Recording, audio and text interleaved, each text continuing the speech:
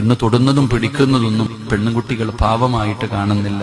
മക്കളെ, മോളെ, നിന്റെ ശരീരത്ത് തൊടുന്നവനുമായിട്ടുള്ള ബന്ധം നീ അവിടെ അവസാനിപ്പിക്കണം. അവൻ നല്ലവനല്ലടി.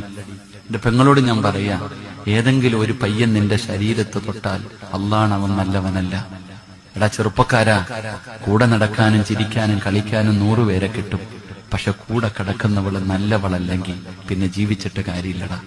എടാ, ഒരു നല്ല പെണ്ണ് ഒരിക്കലും കല്യാണം കഴിക്കുന്നതിന് മുമ്പ് എത്ര അടുപ്പമാണെങ്കിലും നിന്റെ ശരീരത്ത് തൊടത്തില്ല. അള്ളാഹു ഈമാൻ തരുമാറാകട്ടെ.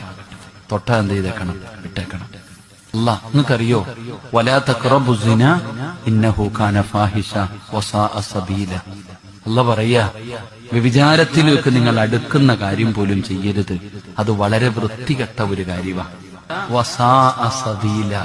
ഖുർആൻ പറയുന്നു, എന്റെ പ്രിയപ്പെട്ട സഹോദരങ്ങളെ, അള്ളാന്റെ ഖുർആനാ പറഞ്ഞത് വസാഅ സബീല. എന്റെ അർത്ഥം എന്താ?